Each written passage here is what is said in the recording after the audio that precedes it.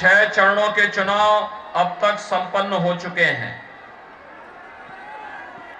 और 7 मार्च को प्रातः 7 बजे से आप सभी को मतदान करना है। भाइयों बहनों, 6 चरणों के चुनाव प्रचार ने अब तक जो अपना रुझान दिया है, इसके अनुसार भारतीय जनता पार्टी 2/3 से अधिक सीटों को जीत करके प्रचंड बहुमत की सरकार प्रदेश में बना रही है। भाइयों बहनों, भारतीय जनता पार्टी की सरकार की आहट से ही माफिया प्रवृत्ति के तमाम नेताओं ने विदेश भागने की अपनी बुकिंग भी शुरू कर दी है। 6ठे चरण तक खूब जोरदार चौके और छक्के लगे हैं और 7वें चरण में मैं आपसे आजमगढ़ की जनता से, मेहनगर की जनता से अपील करने के लिए आया हूं। कितने जोरदार छक्का लगाइए कि भारतीय जनता पार्टी का स्कोर 330 पार कर जाए, और इसी का आह्वान करने के लिए आज मैं आपके पास आया हूं। भाइयों बहनों, आपने कोरोना कालखंड देखा होगा। कोरोना कालखंड के दौरान आपने इस बात को देखा होगा कि आजमगढ़ की जनता ने भले ही मुलायम सिंह जी को सांसद बनाया हो या समाजवादी पार्टी के राष्ट्रीय अध्यक्ष को आजमगढ़ से सांसद बना के भेजा। कोरोना कालखंड में मैंने 3 बार आजमगढ़ जनपद का दौरा किया, लेकिन क्या समाजवादी पार्टी के राष्ट्रीय अध्यक्ष जो आजमगढ़ के सांसद थे और हैं, उन्होंने एक भी बार आजमगढ़ की जनता का हालचाल लेने के लिए कोरोना कालखंड में आए थे? भाइयों बहनों, दूसरा मैं आपसे पूछना चाहता हूं, 2017 तक 12 से 17 के बीच में समाजवादी पार्टी की सरकार थी। उस कालखंड में क्या मेहनगर में आपको बिजली मिलती थी क्या? और 2017 के बाद आज मिल रही है कि नहीं मिल रही है? आप देख सकते हैं, अगर समाजवादी पार्टी के राष्ट्रीय अध्यक्ष में कुछ भी लगाव आजमगढ़ के नौजवानों के प्रति, आजमगढ़ के विकास के प्रति होती, तो वह कोरोना कालखंड में हालचाल भी लेते। जब उनकी सरकार थी उस समय यहां बिजली भी देते और आपके सुख दुख में सहभागी बनते। तो हो सकता है कि विधानसभा का चुनाव लड़ने के लिए जब उन्हें मजबूर किया गया, आजमगढ़ में ही किसी विधानसभा से उनको विधानसभा का चुनाव भी लड़ना चाहिए था। उनको भी मालूम है पैरों के नीचे की जमीन समाप्त हो चुकी है, खिसक चुकी है, और आजमगढ़ जनपद की सभी 10 विधानसभा सीटों पर भारतीय जनता पार्टी और सहयोगी दलों का परचम लहरा रहा है और सपा गठबंधन के लिए अब कोई जगह नहीं है। और इसलिए अब वह उल जलूल बयानबाजी करने पे उतारू हो गए हैं। भाइयों बहनों, मैं आपसे पूछना चाहता हूं, आजमगढ़ के नौजवानों के सामने पहचान का संकट किसने खड़ा किया? आजमगढ़ का नौजवान, यहां तो ये क्रांतिकारियों की भूमि रही है, साहित्यकारों की भूमि रही है, ऋषि मुनियों की भूमि रही है, और आजमगढ़ के नौजवानों के सामने पहचान का संकट आ जाए, ये दुर्भाग्यपूर्ण स्थिति भी किसी ने खड़ी की तो समाजवादी पार्टी ने खड़ी की। अब आप याद करिए, आजमगढ़ का नौजवान 2017 के पहले कहीं जाता था, होटल में उसे रूम नहीं मिलता था और धर्मशाला में रुकने की भी उसको मनाही कर दी जाती थी। ये पहचान का संकट अगर आपके सामने किसी ने खड़ा किया था तो समाजवादी पार्टी ने किया। भाइयों बहनों, इनकी संवेदना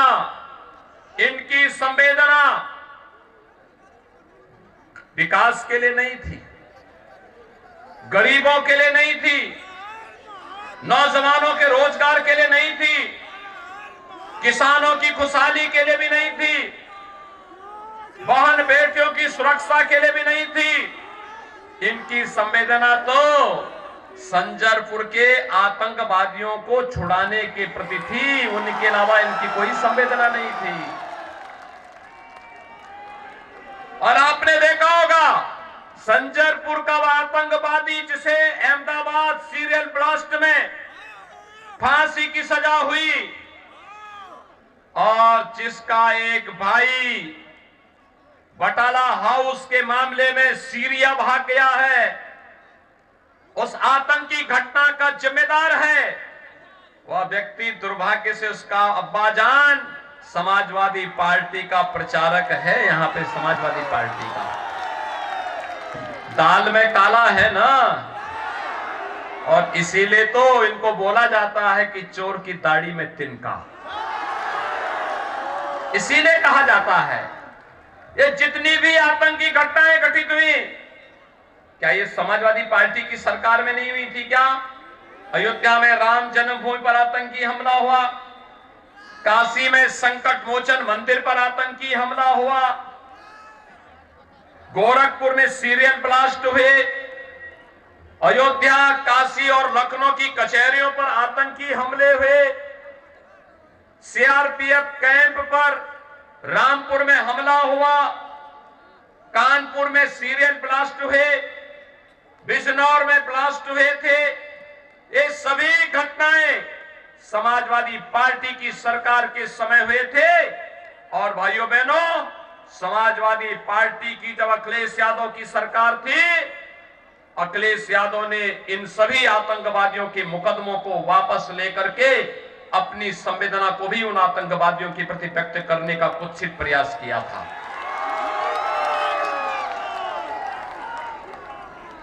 इनके समय में दंगे होते थे, हर तीसरे दिन एक दंगा, पर्व त्योहार नहीं मना सकते थे।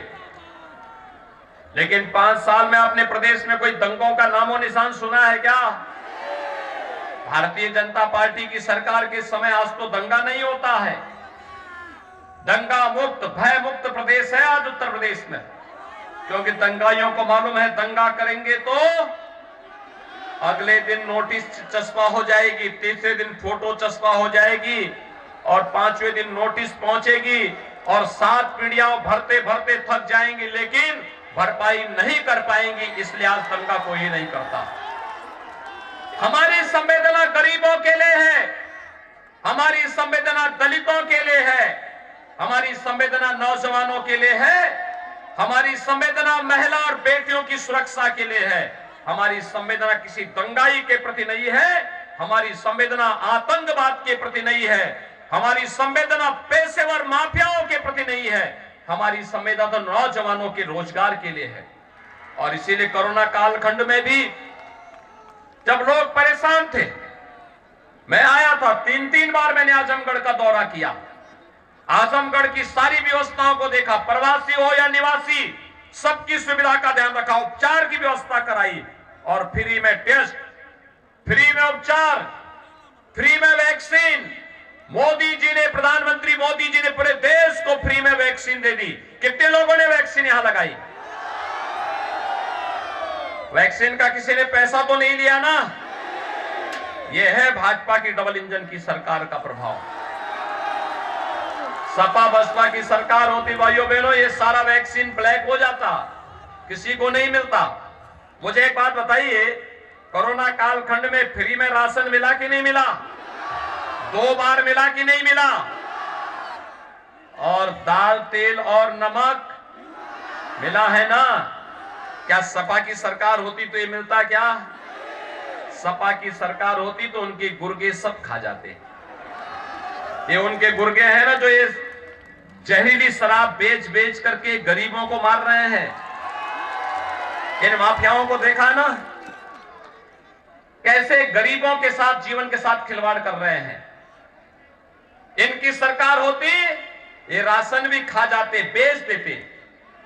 और बसपा की सरकार होती तो बहन जी के हाथी का पेड़ तो इतना बड़ा है कि सारा राशन वहीं हजम हो जाता, गरीब को कुछ मिलता ही नहीं।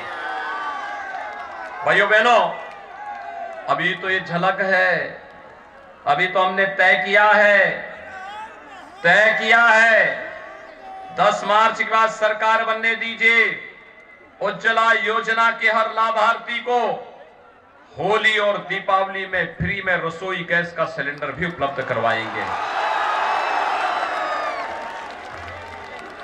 कॉलेज जाने वाली मेधावी बेटी को फ्री में स्कूटी भी उपलब्ध करवाएंगे।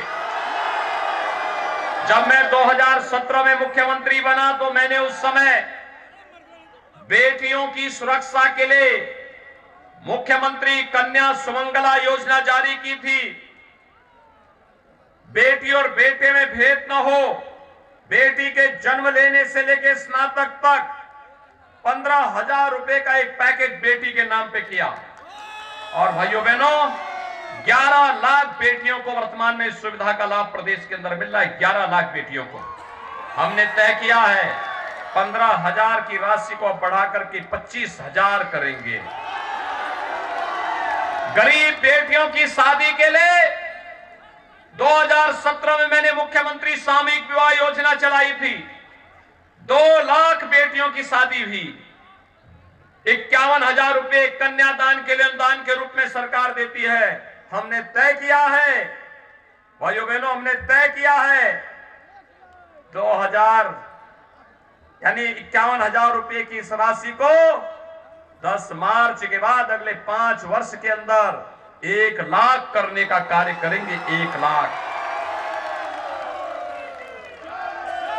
और यही नहीं, 60 साल से ऊपर की माताओं के लिए उत्तर प्रदेश परिवहन निगम की बस में फ्री में यात्रा की सुविधा भी हम उपलब्ध करवाने की तैयारी कर रहे हैं। हमने 5 साल में 5 लाख नौजवानों को नौकरी दी। 2 करोड़ नौजवानों को रोजगार और स्वतः रोजगार के साथ जोड़ा। और अगले 5 साल के लिए तय किया है उत्तर प्रदेश के हर उस परिवार को जहां पे कोई नौजवान बेरोजगार है उसको नौकरी, रोजगार, स्वतः रोजगार के साथ जोड़ने का काम सरकार करेगी। 1 करोड़ नौजवान को टैबलेट और स्मार्टफोन बांटा जा रहा है। लेकिन समाजवादी पार्टी के लोगों ने शिकायत की है चुनाव आयोग से। हमने भी तय किया है, अभी तो यह संख्या 1 करोड़ है और जब 10 मार्च को सरकार बनेगी 2 करोड़ नौजवान को अगले 5 साल के अंदर टैबलेट, स्मार्टफोन फ्री में उपलब्ध करवाने का काम करेंगे। वृद्धजनों को, विधवा महिलाओं को और दिव्यांग जनों को 300 रुपए पेंशन पहले मिलती थी। समाजवादी पार्टी ने वो भी बंद कर दी। हमारी सरकार आई, हमने कहा इस राशि को बढ़ना चाहिए। आखिर वृद्धजन कहां जाएंगे? निराश्रित वृद्धजन है, कहां जाएंगे? चाय पानी दवा का खर्चा कहां से आएगा? विधवा महिलाएं कहां से उनको कोई कमा के देगा? दिव्यांग जन है, किसके आश्रित रहेंगे? और मैंने वो राशि 12,000 रुपए सालाना की है। 1 करोड़ परिवारों को, भाइयों बहनों, 1 करोड़ परिवारों को 12,000 रुपए सालाना पेंशन की सुविधा दे रहे हैं। और अगले 5 साल के अंदर ये 12,000 रुपए सालाना पेंशन की व्यवस्था 18,000 होगी। 18,000। सपा के नेता परेशान हैं, कहते हैं कि इतना पैसा कहां से आ जा रहा है। मैंने कहा देखो, उत्तर प्रदेश तो प्रकृति और परमात्मा का देश है, यहां सब कुछ है, नियत साफ होनी चाहिए। तुम लोग नियत साफ नहीं थी, कुछ नहीं कर पाते थे, तो मुझसे बहस करने लगे, कहे कि हम भी विकास कराए हैं। मैंने कहा कहां, बोलो तो कोई विकास तो बताओ। तो सपा के नेता मुझे एक विकास गिनाए मैंने कहा बोलो क्या विकास कराए हो? तो कहा कि साहब हमने कब्रिस्तान की बाउंड्री वॉल बनाई है। उनका विकास कब्रिस्तान की बाउंड्री वॉल। और हमारे विकास की जब बात करते हो भाइयों बहनों, अयोध्या में भगवान राम का भव्य मंदिर के निर्माण का कार्य और संवर रही है अयोध्या, ये आपके सामने है। काशी विश्वनाथ धाम आपके सामने है। मां विंध्यवासिनी के धाम को सजाया जा रहा है। मथुरा और वृंदावन को सजाया जा रहा है। भव्य कुंभ और दिव्य कुंभ प्रयागराज का आपके सामने है। और यही नहीं, अगर हम काशी में जाते हैं तो संत रविदास जी के जन्मस्थली सीर गोवर्धन का सुंदरीकरण का कार्य भी भारतीय जनता पार्टी की डबल इंजन सरकार कर रही है। लालापुर में महर्षि वाल्मीकि के आश्रम का सुंदरीकरण का काम भी डबल इंजन की सरकार कर रही है।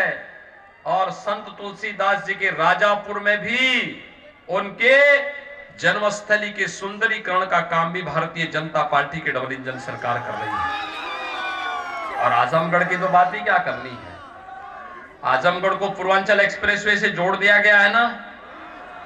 देखो, पिछली बार आपने भले ही 10 में से 1 विधायक दिया, लेकिन हमने भेदभाव नहीं किया।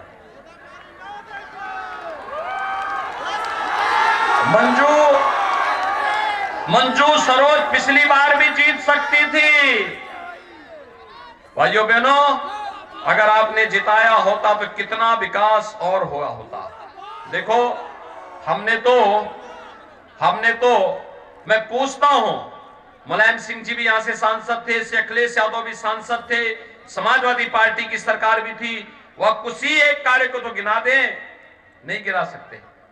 आज तो हमने पूर्वांचल एक्सप्रेसवे को आपके यहां जोड़ा कि नहीं जोड़ा? आजमगढ़ को मात्र 3 घंटे में आप लखनऊ पहुंच जाएंगे। पहुंच जाएंगे कि नहीं पहुंच जाएंगे? मैं झूठ तो नहीं बोल रहा हूं ना। और यही नहीं, आजमगढ़ को हम विश्वविद्यालय भी दे दिए हैं। विश्वविद्यालय मिल गया कि नहीं मिल गया है? और विश्वविद्यालय जब प्रारंभ होगा तो उसमें डिग्री में क्या नाम होगा? महाराज सुहेलदेव विश्वविद्यालय। महाराज सुहेलदेव को सम्मान देने का काम किसने किया? भारतीय जनता पार्टी ने। महाराज सुहेलदेव 1000 वर्ष से पहले भारत माता के महायोद्धा राजा थे।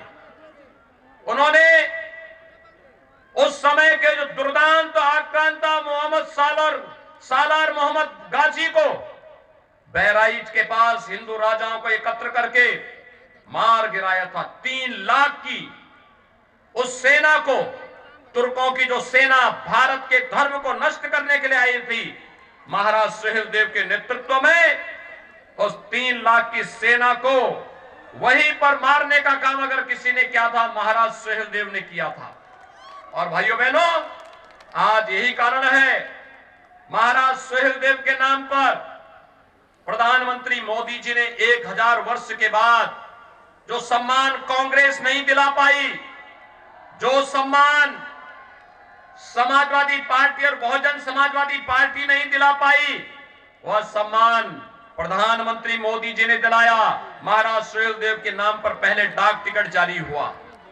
महाराज सुहेलदेव के नाम पर रेल प्रारंभ के एक्सप्रेस ट्रेन चलाई गई। महाराज सुहेलदेव के नाम पर बहराइच के मेडिकल कॉलेज का नामकरण हुआ। और अब भाइयों बहनों, बहराइच में जहां सालार मसूद गाजी को महाराज सुहेलदेव ने जिंदा दफनाने का काम किया था, वहां पर महाराज सुहेलदेव का भव्य स्मारक बनाने का काम भी भारतीय जनता पार्टी की डबल इंजन सरकार कर रही है। और आजमगढ़ में महाराज सुहेलदेव के नाम पे विश्वविद्यालय निर्माण का काम भी भारतीय जनता पार्टी की डबल इंजन सरकार कर रही है। भाइयों बहनों, ये काम सपा भी कर सकती थी, उनके पास फुर्सत नहीं थी। उनको तो आतंकवादियों और माफियाओं को प्रश्रय देने से फुर्सत हो तब ना। और इसीलिए तो मैं आज आया हूं।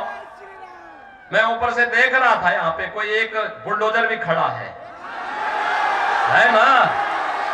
और हमने तय किया है प्रदेश के विकास के लिए अगर एक्सप्रेसवे के लिए बुलडोजर आवश्यक है, तो भाइयों बहनों माफिया के लिए भी बुलडोजर का बड़ा अच्छा उपयोग होता है।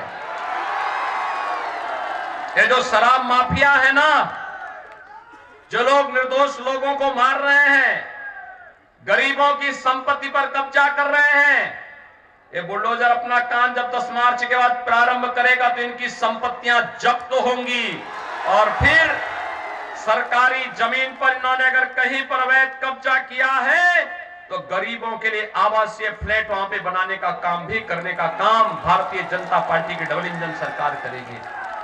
और भाइयों बहनों इसीलिए मैं अपील करने के लिए आया हूं, ये विकास और बुलडोजर दोनों साथ साथ चलने चाहिए ना, चलने चाहिए ना। उसके लिए ज्यादा विधायक चाहिए, ज्यादा से ज्यादा विधायक चाहिए। तैयार हैं? श्रीमती मंजू सरोज को भारी बहुमत से विजयी बना के भेजेंगे, भारी बहुमत से। और आजमगढ़ के जनपद की 10 की 10 सीट भारतीय जनता पार्टी और सहयोगी दल को जिताएंगे। भाइयों बहनों, गोपालपुर से श्री सत्येंद्र राय, सगड़ी से श्रीमती वंदना सिंह, मुबारकपुर से श्री अरविंद जायसवाल, आजमगढ़ सदर से श्री अखिलेश मिश्रा, निजामाबाद से श्री मनोज यादव, फूलपुर पवई से श्री राम सूरत राजभर, दीदारगंज से श्री कृष्ण मुरारी विश्वकर्मा, लालगंज से श्रीमती नीलम सोनकर, मेहनगर से श्रीमती मंजू सरोज और अतरोलिया से हमारे सहयोगी दल निषाद राज पार्टी के प्रशांत सिंह चुनाव लड़ रहे हैं। इन सबको विजयी बनाने में अपना योगदान देंगे। इस विधानसभा सीट पर कमल चुनाव चिन्ह पर श्रीमती मंजू सरोज चुनाव लड़ रही है, सभी जिता करके भेजेंगे। शर्त एक है कि आपको घर घर जाकर के वोट लाना होगा और चुनाव के दिन पहले मतदान और फिर जलपान। सहमत हैं? सभी लोग सहमत हैं? दोनों हाथ उठा करके मेरे साथ बोलेंगे, भारत माता की, भारत माता की, भारत माता की।